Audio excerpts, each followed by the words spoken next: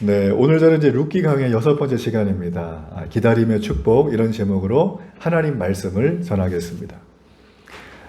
프랑스의 철학자이자 인류학 교수였던 피에르 쌍소가 쓴 느리게 산다는 것의 의미라는 책이 있습니다. 그 책 내용 중에 나태함과 느림을 혼동해서는 안 된다라는 지적하는 부분이 있어요. 나태함은 무기력에 가까운 것이라고 말합니다. 느림은 자발적으로 조정이 가능한 것이라고 그는 말해줘요. 그는 그래서 느림에 대해서 이런 정의를 내리는데 잘 들어보세요. 시간에 쫓겨 호둥거리지 않으면서 나만의 속도에 맞추어 살아가며 나를 돌아보고 진정한 삶의 의미와 행복을 찾아가는 여정이다 라고 정의를 합니다. 참 공감이 되는 부분이죠. 느리게 가는 분들이 있습니다. 슬로우하게 가는 분들이 있습니다. 인생 급하게 안 가는 분들이 계십니다. 이건 신앙을 떠나서 저희가 선택한 건데 이분의 말이 굉장히 느림에 대해서 명분을 주는 굉장히 좋은 해석이라고 저는 생각을 합니다. 자, 그렇다면 여러분, 이 땅에 오늘날 예수님을 믿고 살아가고 있는 우리 성도인 저와 여러분이 행복할 때는 언제고 불행할 때는 언제입니까? 전 이 땅에 있는 그리스도인들이 행복할 때보다 불행에 대한 얘기를 더 많이 하는 걸 자주 듣습니다. 이 땅의 그리스도인들이 불행을 당할 때는 언제냐면 제 생각에는 하나님 앞에 조용히 머무를 수 있는 시간이 거의 없을 때 불행하다는 얘기를 많이 합니다. 우리가 살고 있는 세상은 변화의 속도가 굉장히 빠릅니다. 마치 속도와의 전쟁이라고 하듯이 그냥 브레이크가 없는 과속하는 자동차처럼 달려가는 것 같죠. 속도에 뒤지게 된다는 건 경쟁에서 낙오가 된다는 뜻으로 받아들이고 있습니다. 속도의 빠름, 더 빠름, 우리는 빠름을 추구하는 시대에 살고 있지만 그 빠름이 우리에게 우리의 영혼에 우리의 마음에 어떤 안식을 주는가, 이 질문에 대해서는 많은 분들이 고민을 잘 하지 않으려는 듯한 모습을 보여줍니다. 여러분, 성경은 우리에게 빠름과 느림에 대해서 어떻게 말을 해줄까요? 성경은 어느 편을 들어줄까요? 여러분, 성경은 우리에게 빠름보다 느림 편에 서서 자신을 바라보라고 말합니다. 하나님을 섬기면서 믿음으로 사는 삶이란 무엇을 말하는 것일까요? 하나님의 속도에 맞추는 겁니다. 세상의 빠른 속도에 맞추지 않는 겁니다. 하나님은 말씀해 보면 속도를 내는 분이 아닙니다. 하나님은 언제나 만드신 이 땅의 모든 피조물들에게 정해진 속도를 주셨어요. 우리가 한번 하늘에 나는 새를 한번 보세요. 그 새는 수천 년이나 지금이나 동일하게 속도가 똑같아요. 마음껏 헤엄치고 다니는 물고기를 보세요. 그 물고기 역시 속도가 변하지 않습니다. 속도가 변하고 있는 건 이 땅에 오직 인간뿐이에요. 인간만 더 빠른 것을 좋아하고 빠르지 못하면 참지 못하고 기다리지 못하는 게 사실 우리 사람의 모습이라고 할 수 있죠. 하나님은 결코 서두르지 않아요. 하나님은 결코 조급해하지 않으십니다. 성경에 나와 있는 2930명의 인물들을 가만히 보면 이 하나님의 속도에 맞추지 못한 사람들은 거의 예외 없이 다 낙오자가 됐습니다. 언제나 하나님 우리에게 기다리라고 말씀하세요. 근데 이 시대의 시대 정신은 많은 사람들이 기다림을 시간 낭비라고 생각을 합니다. 하지만 기독교는 기다림의 종교예요. 기독교 신자들은 예수님께서 이 땅에 오실 때까지 오실 메시아를 이미 구약에서 기다렸습니다. 그리고 그 예수님은 부활하셨고 그 예수님은 이 땅에 다시 오신다고 말씀하셨어요. 그때는 부활해주고 재림해주러 심판해주러 오신다고 말씀하셨습니다. 그래서 우리에게 이 재림으로 주러 오시는 그리스도 예수님을 갈망하라. 이게 성도의 삶이라는 거예요. 성도의 삶은 긴 수식어가 필요가 없어요. 그리스도 예수님을 갈망하는 삶, 그분이 오실 것을 믿는 삶, 그러면 이 세상은 사라지는 게 아니라 완전히 멸망하는 게 아니라 하나님이 말씀하신 언약의 새로운 세계가 열린다는 것입니다. 지금 경험하는 것보다 하나님이 약속하신 그 세계는 말로 형용할 수 없는 놀라운 세계라는 게 성경의 일관된 주장이라는 거예요. 시편 27편 14절 말씀에 보면 너는 여호와를 기다릴지어다. 강하고 담대하며 여호와를 기다릴지어다. 이런 말을 하죠. 여러분, 이 말씀을 읽어보면 그냥 수동적으로 아무것도 하지 말고 집에서 세월이나 보내면서 시간이나 낚으라고 하는 말씀인가요? 그렇지 않습니다. 이거는 단순한 기다림의 말이 아니에요. 기다림은 전제가 있어요. 여러분, 기다림의 전제는 무언가를 기대한다는 것입니다. 우리가 제일 좋아하는 발걸음이 있잖아요. 택배 아저씨가 들고 오는 택배 상자. 늘 기다리잖아요, 우리는. 그렇죠? 네, 사랑하는 연인이 사랑의 세레나다를 부르면서 내게 다가오는 그 발소리. 우리는 얼마나 기다립니까? 기다린다는 건 여러분, 기대에 대한 다른 말이에요. 뭔가를 기대하는 거예요. 기다림이 없는 사람들은 뭔가에 대한 기대가 사라지고 있는 것입니다. 그러므로 우리가 믿음을 갖고 하나님 앞에 시선을 두는 삶을 살고 하나님을 기대하는 것은 이게 바로 성경이 말하는 기다림이에요. 절대 시간 낭비가 아닙니다. 뒤처지는 게 아닙니다. 시대에 뒤떨어진 사람이 아니라는 거죠. 성경에 보면 어떤 믿음의 사람도 이렇게 기다림의 시간이 없었으면 그 누구도 성숙의 신앙에 도달하지를 못했습니다. 자, 오늘 본문의 말씀을 가만히 보면 오늘 이 본문에는 우리가 지난주에 살핀 것처럼 굉장히 빠른 속도의 전개들이 진행이 되고 있습니다. 자, 룻은 시어머니 나오미의 말에 순종해서 보아스에게 들어갔습니다. 보아스는 룻에게 말을 합니다. 내 딸아, 여호와께서 내게 복 주시기를 원한다. 그러면서 룻에게 한 번 더 칭찬을 해주죠. 내가 현숙한 여자인 줄 나도 알고 성읍의 사람 다 알고 있다. 그러니까 걱정하지 말라고 합니다. 그러면서 그 둘은 그 밤에 그곳에서 함께 밤을 지새우고 새벽녘에야 헤어지게 됩니다. 자, 오늘 두 사람의 만남을 보세요. 연인끼리의 만남이라고 본다면 굉장히 빠른 속도의 만남이에요. 그렇지 않습니까? 자, 그런데 보아스는 그의 행동을 할 때 이렇게 말씀해 보면 굉장히 신중해요. 기업 물을 자의 우선순위를 무시하지 않는 행동을 또한 합니다. 나오미 역시 자신의 모든 작전 계획이 다 들어맞고 있거든요. 그러면서 이게 다 이루어져요. 오늘 말씀에 보면. 그런데 하나님의 계획을 여전히, 하나님의 뜻이 이루어지기를 여전히 기다리는 장면이 있어요. 자, 그렇다면 이들은 왜 도대체 이 속도의 경쟁에 휘둘리지 않고 기다릴 수 있었던 것인가? 그 기다림으로 얻은 축복은 과연 무엇인가? 그리고 누가 기다릴 수가 있는가? 저는 이 부분에 대해서 여러분과 함께 말씀을 통해서 좀 살펴보기를 원한단 말이에요. 자, 기다림의 축복 첫 번째는 하나님의 뜻에 순종하는 사람만이 기다릴 수가 있습니다. 자, 룻이 밤에 보아스가 홀로 있는 잠자는 곳에 접근을 해갔어요. 자, 룻의 마음이 어땠겠어요? 굉장히 두려웠겠죠. 그 야밤에 외간 남자한테 혼자 간다는 건 이 젊은 여인이 하기에는 굉장히 어려운 일입니다. 보아스는 룻을 보자마자 두려워하는 걸 알았고 그를 먼저 안심시킵니다. 현숙한 여자인 줄을 내가 성업이 알고 다 안다. 그러니까 걱정하지 말라고 먼저 두려움을 제거를 해주죠. 자, 늦은 밤에 젊은 여인이 홀로 있는 보아스에게 왔을 때 이 상황, 굉장히 정황상 우리의 마음이 여러 가지 생각을 하게 되어지는 거예요. 우리 이 상황 속에서 보아스가 조금만 마음을 먹으면 충분히 룻을 자신의 아내로 만들 수도 있는 상황이었지만 그는 자신의 생각, 자신의 욕구와 감정대로 일을 처리하질 않아요. 자, 그게 어디 나왔습니까? 룻기 3장 13절을 보세요.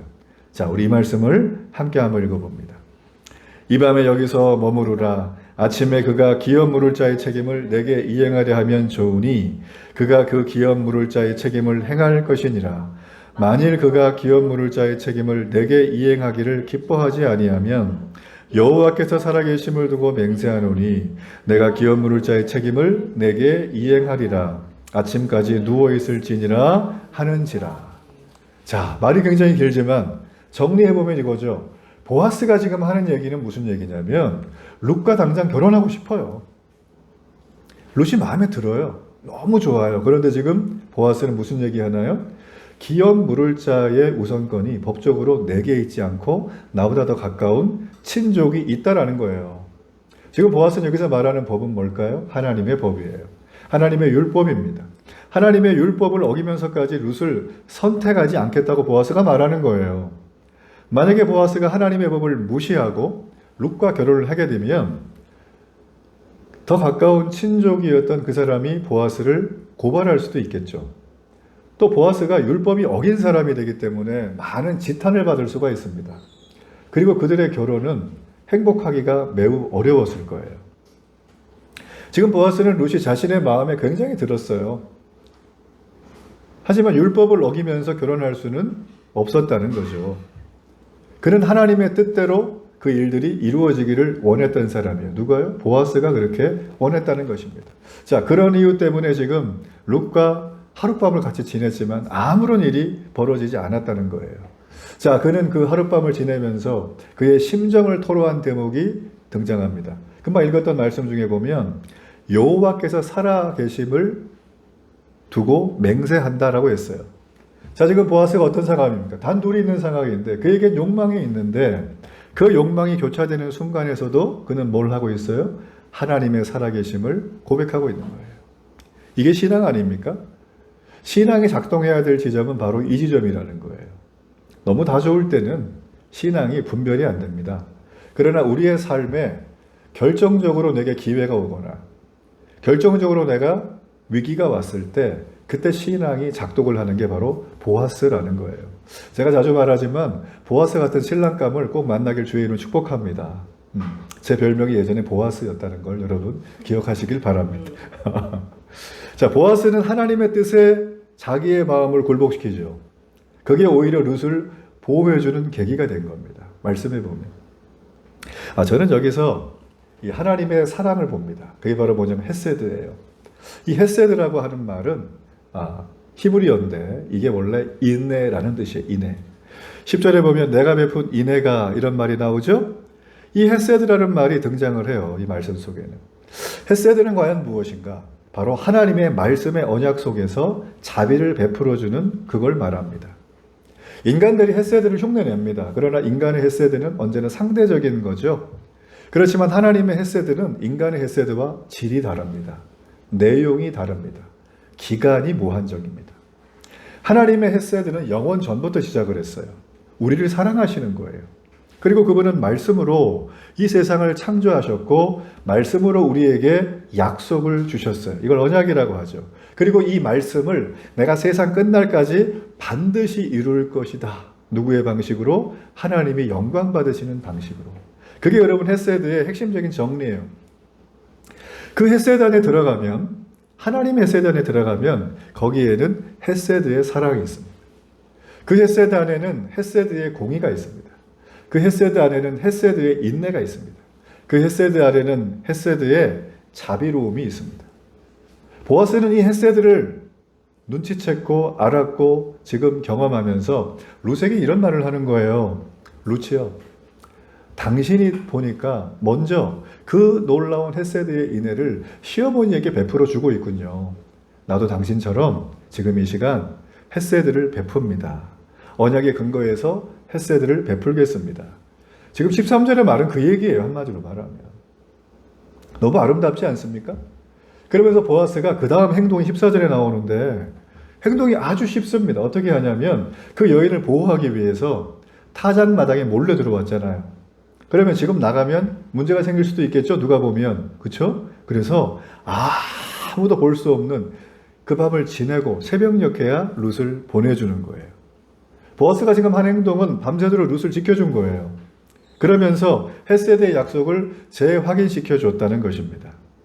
자, 보아스가 아무리 룻을 좋아한다고 해도 하나님의 뜻에 순종할 수 없었다면 둘의 사랑은 그저 인간의 사랑에 지나지 않습니다. 인간의 사랑은 항상 변해요. 자, 그러나 보아스라는 사람은 어떤 사람이에요? 신앙이 성숙한 사람이죠. 인격이 된 사람이죠. 자, 그러다 보니까 그는 하나님의 뜻에 순종을 했어요.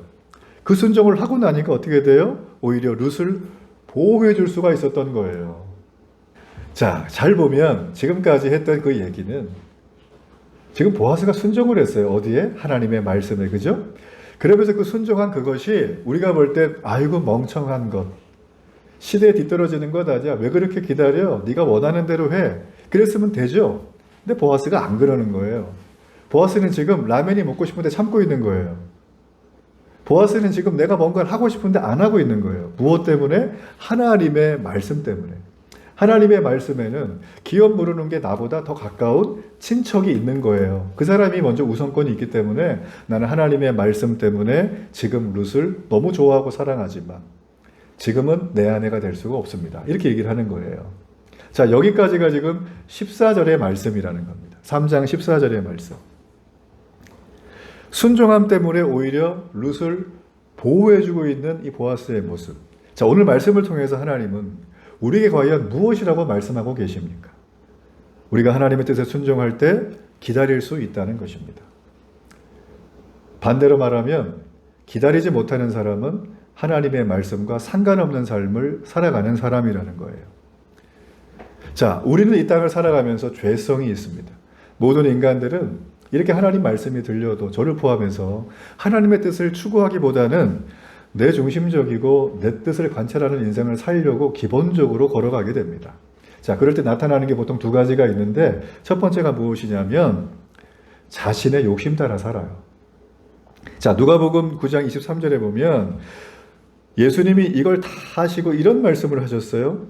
아무든지 나를 따라오려거든 자기를 부인하고 날마다 제 십자가를 지고 나를 따를 것이라. 이런 말을 하셨어요. 여러분, 십자가는 무엇입니까? 우리 십자가 맨날 얘기하잖아요. 그죠? 십자가 그 사람, 십자가 예수님. 여러분에게 십자가는 과연 뭔가요? 여러분에게 십자가는 내 인생에 찾아온 고통과 힘든 순간입니까? 아니면 십자가를 우리가 비유적으로 말할 때 뭐 십자가는 정말 내 마음을 몰라주는 남편, 내 마음을 더 몰라주는 아내, 하지 말라는 것만 골라서 하는 자녀들이 십자가입니까? 여러분, 십자가는 뭘까요? 우리는 십자가를요 늘 내 기준에서만 생각을 해요. 내 입장에서만 생각을 해요. 내 생각에 십자가는 이렇다. 여러분, 그런데 놀라운 사실은 성경은 얘기합니다. 십자가를 지신 분이 누구예요? 2000년 전에 예수님이에요. 예수님은 십자가를 어떻게 생각하셨을까요? 십자가를 지신 분은 예수님이지 내가 진 게 아니거든요. 예수님은 십자가를 어떻게 생각하셨는가?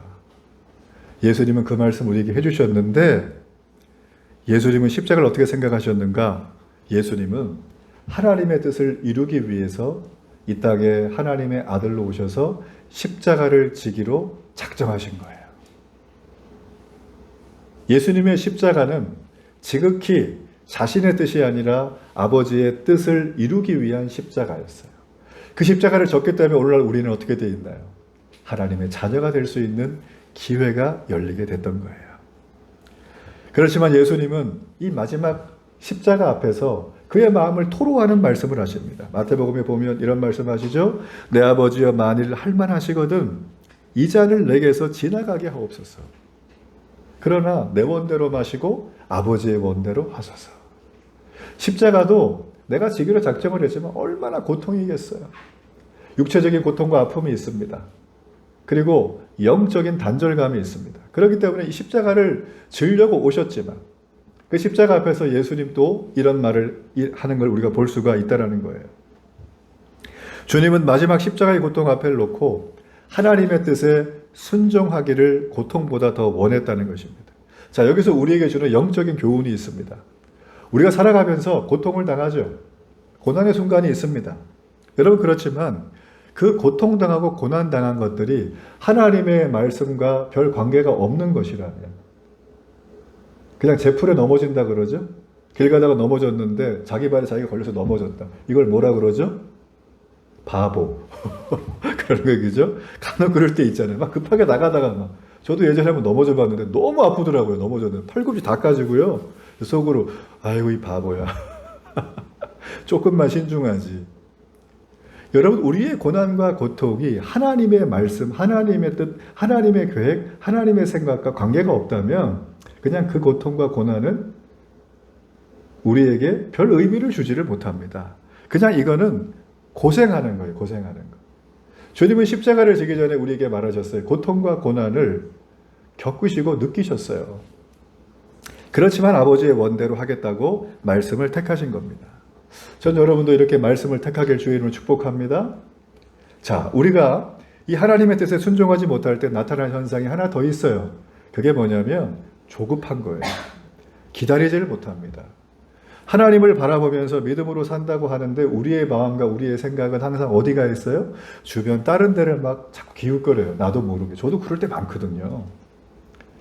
요즘 젊은 친구들이 대화하는 걸 들어보거나 글들을 보면 아주 취업 전쟁입니다. 취업이 너무 힘들어해요. 그래서 이 친구들이 방학이 돼도 쉬지를 못하는 거예요. 우리 자매님 예전에 그 취업하려고 노력한 거 있죠? 대학 때 다니면서, 그죠? 요즘 친구들이 예전보다 더한 것 같아요. 제가 볼 때는 방학도 없어요. 막 방학 때면 막 해외 연수 가가지고 어학 공부하고 자격증 따고 여러 가지 많은 봉사 활동하고 또 알바도 하고 또 교회도 오고. 제가 볼 때는 너무 마음이 짠해요. 이렇게 열심히 사는가. 거의 뭐 고시 공부에 준하는 삶을 살고 있어요. 근데 이렇게 보면 그들의 마음을 가만히 보면 그들의 마음에 평안함이 없더라고요. 왜냐면 마음이 조급하니까. 이걸 했는데 안 되면 어떡하지? 그런 어떤 마음속에 큰 어떤 절망적인 생각이 자꾸 떠나지 않는다는 말을 굉장히 많이 해요. 제가 얼마 전에 어느 교회 이렇게 등록한 자매님의 그 간증 영상을 잠깐 봤는데요. 그 자매님이 저희 딸처럼 젊어요. 근데 이 친구가 하는 말이 김밥을 싸왔더라고요. 성도들 준다고. 그래서 물어봐요. 김밥을 맨날 싸와요? 그랬더니 아니래요. 자기 마음에 감동이 될 때 내가 싸고 싶을 때 김밥을 막 되게 많이 싸가지고 와서 이렇게 나눠서 먹더라고요. 근데 그 자매님이 그래요. 그 이제 물어보는 분이 너무 귀한 봉사 하신다고 말을 하니까 자매님이 대뜸 하는 말이 제가요 불안증이 너무 심한 사람이에요. 미래에 대한 조급함, 염려가 너무 컸던 사람이에요. 점집에 가도 안 되고 혼자 있어도 안 되고 뭘 해도 안 되고 누구한테 상담받아 제가 너무 힘들었어요. 근데 제가 교회에 와서 이게 고쳐졌어요 라고 하는 거예요. 전 여러분도 고쳐질 줄로 믿습니다. 이 조급함 때문에 오는 여러 가지 많은 문제들이 많아요. 특별히요, 이 결혼을 앞두고 계신 분들 계시거든요. 젊은 분들 중에. 그런 분들 보면 이 결혼을 하나의 돌파해야 될 문제로 보는 분이 있습니다. 그래서 결혼을 빨리 해치우려고 그래요. 그래가지고 기도를 보통 이런 분들이 어떻게 하냐면 하나님 이번 연말까지입니다. 이때까지 저한테 배우자를 안 주시면 하나님 저를 책임지셔야 돼요. 아니 하나님이 무슨 결혼정보업체 사장도 아니고 왜 갑자기 그걸 거기서 그렇게 말씀을 하시는 거예요. 여러분 우리가 이 상황 속에서 할 수 있는 건 내가 하나님 앞에 기도하는 부분이 필요하잖아요. 믿음 좋은 형제, 믿음 좋은 자매님 하나님 보내주세요. 그러면서 뭘 해야 되죠? 내가 헤세드의 인애를 베푸는 삶을 살아가야 되는 거예요. 그 말씀을 따라가면서 순종하며 그 하나님의 뜻을 기다려야 되는 것입니다. 우리가 하루를 살아도 믿음으로 살아야 됩니다. 그렇죠? 기독교인의 그리스도인의 핵심적인 자존심이에요. 주변에 보면 육체적 질병을 겪고 있는 성도분들이 계십니다. 너무 제가 목사로서 가슴이 아프고 저는 개인적으로 그분들이 100% 완쾌되고 100% 일상을 회복하고 100% 그들의 삶에 하나님의 복이 임하기를 전 늘 기도합니다. 여러분 그런데 여전히 우리 주변에는 믿음의 사람이지만 육체의 질병 때문에 고통당하는 분들이 있습니다. 여러분 이걸 어떻게 생각을 하시나요? 육체의 질병 때문에 마음이 좀 조급해집니다. 내가 이러다가 정말 못 일어나면 어떡하나. 내 남은 날이 얼마 남지 않았는데 하나님 저 그냥 데려가실 거예요? 한 번 더 기회 주시면 안 될까요? 믿음이 있으면서도 항상 두 마음이 마음속에 자리하고 있어요. 여러분 고난을 통해서 우리가 하나님의 뜻에 순종하는 법을 배울 수만 있다면 이 육체의 질병이라는 게 역설적이게도 은혜의 수단이 되는 거죠. 그리고 하나님의 축복이 내게 오는 감격의 수단이 될 수가 있습니다. 물론 육체의 질병은 당해본 분들은 쉬운 게 아닙니다. 우리 그분들을 위해서 하나님의 선하심과 인도하심이 넘치도록 늘 기도해야 될 필요가 있다는 거예요. 여러분 우리가 오늘 앞에 우리 삶에 있는 이 펼쳐진 현실들, 여러 가지 환경들을 이기기 위해서 우리는 눈앞에 문제만을 늘 바라보잖아요. 그러나 기독교인들, 그러나 하나님의 자녀라면, 우리가 하나님을 기다리는 사람이라면 우리는 좀 더 멀리 봐야 됩니다. 숨을 좀 더 깊게 쉬어야 됩니다. 어디까지 봐야 될까요? 우리 인생의 마지막을 봐야 돼요. 최종 목적지, 거기를 봐야 됩니다. 다윗은 그래서 이런 얘기를 했어요. 주는 나의 하나님이십니다. 내가 걸어갈 길을 알려주소서. 내가 있어야 될 땅을 말씀해 주소서. 다윗이 무식해서 그랬어요? 경험이 없나요? 아닙니다. 다윗은 시와 노래를 지었던 뛰어난 문학적인 감성이 있던 분이에요. 다윗은 하나님의 말씀을 잘 알았던 사람이에요. 다윗은 하나님의 말씀을 따라 전장에서 믿음으로 용맹했던 사람이에요. 그런 사람이 하나님 앞에 나의 하나님, 나의 길을 가르쳐 주세요 하는 것은 다윗은 알았어요. 멀리 보는 거예요. 내 인생의 목적지가 저긴데, 최종 목적지를 향해서 나는 걸어가는 인생인데, 그는 그런 마음을 품고 주변에 자신의 부하들에게, 함께하는 백성들에게 인애를 베풀어 줍니다. 헤세드를 베풀어 주는 거예요. 그리고 믿음으로 순종하며 기다렸어요. 다윗의 인생은 두말하지 않아도 여러분 우리가 너무나 잘 알고 있는 거죠. 전 여러분이 이 헤세드를 베풀며 하나님의 말씀을 따라 순종함으로 기다리는, 그래서 축복을 받는 은혜가 있기를 간절히 바랍니다. 자, 기다림의 축복 두 번째는 저를 한번 따라하세요. 믿음으로 기다리면 나를 위해 일하신 하나님을 만납니다. 그렇습니다. 믿음으로 기다릴 때 우리에게 어떤 일이 있는 것인가? 저를 본문의 말씀해 보세요. 거기 보면 룻이 밤새도록 보아스와 있다가 왔죠. 그러면 시어머니는 밤새 기다린 거예요. 룻이 돌아왔습니다. 얼마나 기뻤을까요? 그러면서 룻에게 물어보죠. 우리가 지금 이렇게 했는데 보아스가 뭐라고 하더냐? 너를 거절하더냐? 아니면 기업 무르겠다고 약속을 해주더냐? 그러면서 여러 가지 얘기를 막 물어봅니다.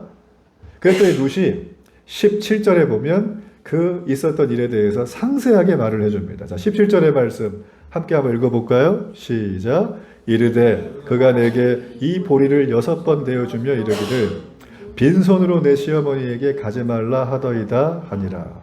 자, 이 말씀 보니까 어떤 거예요? 보아스가 지금 룻의 청혼을 받아들인 거예요. 그리고 홀로 있는 시어머니까지 생각하고 마음을 써주고 있어요. 그죠?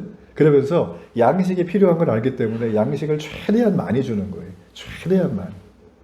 자, 이 얘기를 들었던 나오미 마음속에 어떻겠어요?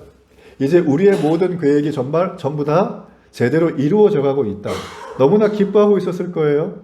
그리고 그 지방에서 아주 유력했던 보아스, 이 보아스가 이제 자기의 기업을 물은다고 나오미는 생각했기 때문에 이걸 자랑하고 다녀도 큰 문제가 없습니다. 근데 나오미는 자랑하지 않습니다.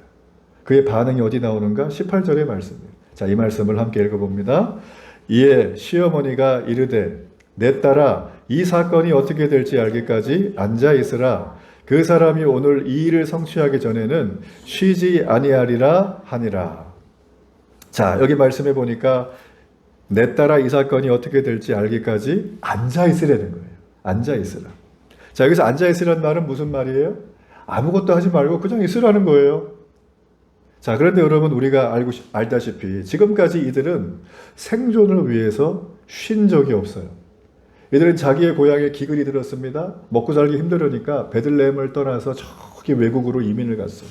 그 이민 간 땅에서 한 10년 살면서 잘 먹고 잘 살 줄 알았는데 거기서도 남편이 죽었어요. 아들 둘 다 죽었어요. 며느리밖에 안 남았어요. 그 중에 한 며느리는 또 집에 돌아갔어요. 그리고 그들은 며느리 한 명과 함께 시어머니는 거의 다 망해가지고 인생에 더 이상 살아갈 수 있는 기회조차 없는 모습으로 고향 땅에 돌아옵니다. 고향 땅에 돌아왔더니 어떤 상황이 벌어졌나요? 전쟁, 통해. 그죠? 먹고 사는 건 너무 힘들고 취직도 안 되고 경기도 불황이고 막 이래가지고 그들은 더 이상 살아가는 게 어려웠어요. 그들은 그렇지만 연명해야 되니까 천대받을 걸 각오하고 수모를 겪을 걸 각오하고 그들은 아무도 오란 사람이 없는데 혼자 나가가지고 며느리가 밭에서 이삭을 주어서 연명하는 삶을 지금 근 한 달간 살고 있는 거예요. 자, 이렇게 한 번도 쉬지 않았던 이들의 인생인데 지금 나오미가 며느리에게 무슨 말을 하고 있어요? 가만히 앉아 있으라는 거예요. 그녀는 왜 이런 말을 하고 있을까요? 자, 그게 여러분 바로 18절 하반절에 나온 얘기예요. 그 사람이 오늘 이 일을 성취하기 전에는 쉬지 아니하리라. 보아스가 이 일을 이루기 전까지는 절대 쉬지 않을 거라는 말을 지금 나오미는 하고 있는 것입니다. 하나님이 보아스를 통해서 이 일을 이룰 때까지는 쉬지 않고 일하실 것이다. 우리는 뭐 하자? 믿음으로 기다리자. 믿음으로 기다리자. 오늘 말씀을 통해서 하나님은 저와 여러분에게 말씀하고 계십니다. 우리가 믿음으로 기다리면 우리를 위해서 쉬지 않고 일하시는 하나님을 만나게 될 것이라고. 다른 말로 하면 이 보아스의 모습에서 우리의 구원을 위해 부지런히 일하시는 하나님의 모습을 볼 수가 있다라는 거예요. 하나님께서는 이미 창세 전에 모든 게 만들어지기 전에 우리를 택하셨어요. 우리를 구원하셨어요. 그리고 독생자 예수님이 이 땅에 오셨어요. 그리고 그분은 십자가에 죽으셨어요. 부활하셨어요. 뿐만 아니라 우리가 말씀을 못 깨달으니까 성령을 보내셔서 말씀을 깨닫고 살아가게 하셨어요. 그리고 날마다 일어나서 완벽한 계시인 성경 말씀을 통해서 우리를 은혜의 길로 이끌어가고 계시는 거예요. 그분이 바로 우리의 일하시는 하나님입니다. 보아스와 같은 하나님, 나오미와 룻의 가정을 일으켜 세우시는 그 하나님. 저는 그 하나님이 여러분의 하나님이 되기를 주의 이름으로 축복합니다. 세상에서는 우리를 일으켜주지 않습니다. 일으켜줘도 뭔가를 요구합니다. 그러나 이 하나님은 그렇지 않아요. 이 하나님은 우리를 끝까지, 세상 끝날까지 이끌어 간다는 것입니다. 자, 여러분, 그러므로 믿음으로 기다린다는 말은 무슨 말인가? 바로 믿음으로 기다린다는 건 우리의 믿음의 대상이 하나님이시고 그 하나님이 행하실 일을 내가 믿으면서 바라본다는 거죠. 우리가 가만히 있을 때는요, 그냥 답답해 보이잖아요. 손해보는 것 같잖아요. 아무것도 안 하는 것 같잖아요. 여러분, 그렇지만 그 상황에도 하나님은 나를 위해 쉬지 않고 일하고 계세요. 나오미와 룻은 기다리고 있지만 하나님은 보아스를 통해서 일하셨다는 거예요. 자, 시편 37편 7절의 말씀에, 자, 이 말씀 함께 한번 읽어봅니다. 여호와 앞에 잠잠하고 참고 기다리라. 자기 길이 형통하며 악한 꾀를 이루는 자 때문에 불평하지 말지어다. 여러분, 기다리는 것은 막연히 언젠가 되겠지 하면서 기다리는 게 아니에요. 여기 보니까 어떻게 돼 있어요? 믿음으로 기다리는 거예요. 특별히 악한 자들이 형통하는 걸 우리는 봅니다. 우리가 매체를 통해서 접해지는 건 저 사람이 왜 잘 될까?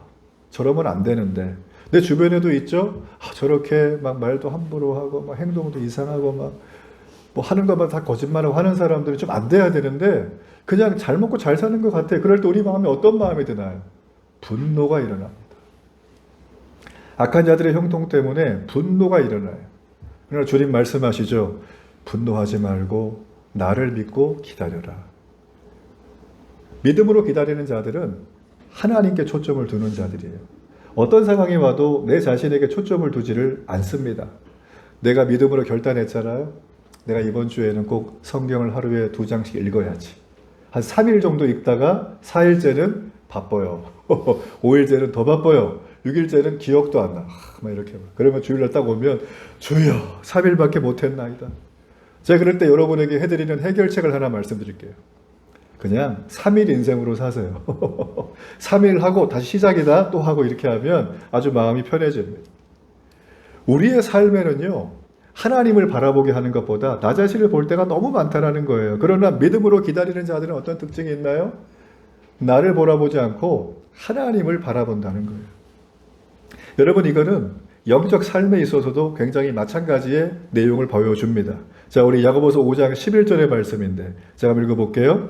보라, 인내하는 자를 우리가 복되다 하나니 너희가 욥의 인내를 들었고 주께서 주신 결말을 보았거니와 주는 가장 자비하시고 긍휼히 여기시는 이시니라. 자, 지금 야고보는 신약의 성경인데 구약의 욥기에 대해서 말해주고 있어요. 잘 보세요. 너희가 욥의 인내를 들었다. 그리고 주님이 허락하신 결말을 우리는 다 봤는데 결말이 뭐래요? 가장 자비하고 긍휼히 여기시는 하나님이 욥을 대하시는 걸 우리가 봤다라는 거예요. 자, 욥이 인내하도록 한 것은 욥의 죄악 때문입니까? 욥이 하나님을 떠나서 그렇습니까? 그렇지 않죠. 궁극적으로 욥의 인내를 통해서 하나님은 뭔가 목적하는 게 있으셨어요. 자, 마찬가지로 우리가 이 땅에 참고 인내하며 믿음으로 기다리는 것도 여러분을 향한 하나님의 목적이 있습니다. 그 목적을 발견하는 게 신앙생활입니다. 그래서 우리가 영적 삶에 있어서 정말 승리하는 삶은 내가 얼마나 능력이 있는가, 내가 얼마나 실력이 있는가, 내가 얼마나 좋은 환경에 처해 있는가, 내 배경이 얼마나 좋은가, 여기에 달려있지 않습니다. 우리가 영적 승리를 맛보게 되려면 딱 하나만 있으면 돼요. 내가 얼마나 하나님의 말씀을 믿고 있는가, 내가 그 말씀을 소상히 따르며 그 말씀을 가지고 기다리고 있는가, 그 말씀이 내게 이루어지기를 내 삶을 하나님 앞에 정결하게 드리고 있는가. 여러분, 그거 하나에 모든 것이 다 결정이 난다라는 거예요. 성경에는 수많은 믿음의 사람이 있는데 대표적으로 아브라함은 하나님 앞에 기다림의 축복을 받았던 인물입니다. 그는 자식이 없었죠? 그러나 하나님이 말씀하셨어요. 갑자기 나타나셔가지고 아브라함아, 내가 너에게 아들을 줄 것이다. 감사해요 하나님. 그러고서 몇 년 만에 아들이 나왔어요? 그렇죠. 아브라함 나이 몇 살 때? 100살 때. 야, 이거는 뭐 해외 토픽값이죠. 아브라함은 25년간 얼마나 마음에 복닥거림이 있었을까요? 초조했을 거예요. 조급했을 거예요. 하나님은 말만 하시고 아무것도 안 하시나 봐. 난 하나님이 싫어. 이렇게 할 수도 있었을 거예요. 여러분, 그렇지만 아브라함은 말씀의 약속을 믿었어요. 하나님이 아브라함에게 나타나셔서 이런 말씀하셨어요. 내가 너에게 하늘의 별과 같이 바다의 모래와 같이 너희 자손을 허락할 것이다. 근데 아무도 없거든요, 지금 주변에. 이스마엘이 내 아들이 맞나요? 막 이렇게 하면 이스마엘 막 데려오고 막 그랬잖아요. 결국 아브라함은 그 모든 과정 속에서 기다림의 축복을 경험하게 되었어요. 다윗은 어떻습니까? 이스라엘 사람들이 가장 좋아하는 왕이자 영적인 리더가 바로 다윗인데요. 이 다윗은 10대 때 내가 너 왕으로 세울 거야. 벌써 기름부음을 받았어요. 근데 그는 긴 세월 동안 쫓겨다닙니다. 그러면서 왕이 언제 되나?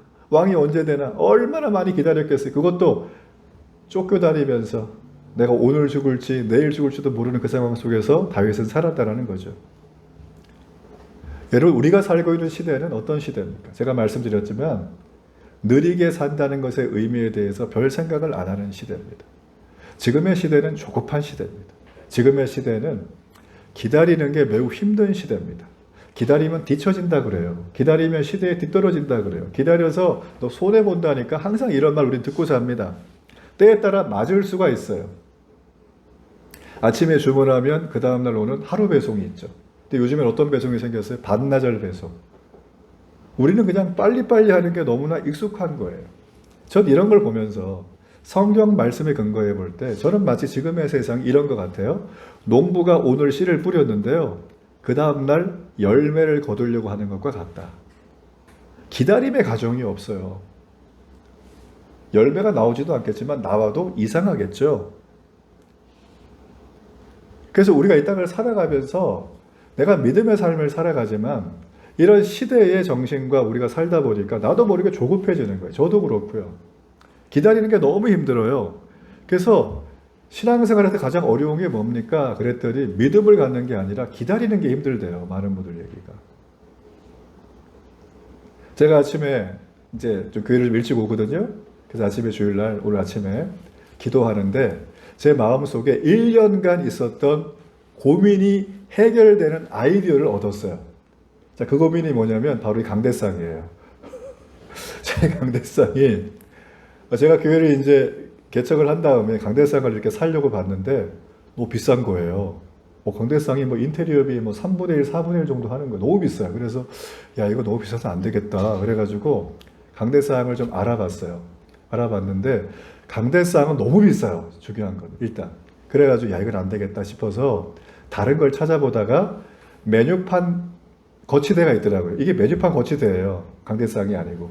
식당 가면 세워져 있는 거 있죠? 이게 있더라고요. 그래서 딱 봤더니만 제가 좀 키가 있으니까 이게 좀 낮은 거는 목이 아파요. 그래서 좀 높일 수 있는 걸 봤더니 높이 조절이 이게 되더라고요. 그래서 이걸 딱 샀네요. 그래서 제가 구멍을 뚫어가지고 이제 만들었는데 이게 몇 달 정도 지나고 나니까 문제가 시작이 됐어요. 그게 뭐냐면 저는 손도 안 댔는데 지 혼자 내려가요, 자꾸. 이게 내려가. 그래가지고 이게 제가 한 달 전에도 한번 밑에다가 막 받치고 막 본드 붙이고 해가지고 한 건데도 또 내려가요. 그래서 하나님 너무 비싸거든요. 저 어떻게 하면 좋아요? 기다릴 수가 없어요. 하나님 이거 설교해야 되는지 어떻게 하면 좋습니까? 기도하는데 아침에 우연히 생각이 났어요. 이렇게 하면 그걸 안 사고도 얘를 내려가지 않게 할 수 있겠구나. 제가 주중에 그걸 할 테니까 다음 주일에 꼭 보시고 결과를 확인해 주시길 바랍니다. 자, 제가 이 얘기를 왜 할까요? 기다리면 축복이 오는 거예요. 기다리는 시간은 이건 1년짜리지만 어떤 사람은 10년, 어떤 사람은 평생일 수 있어요. 부모님의 구원을 위해서 기도하시는 분들 계시죠?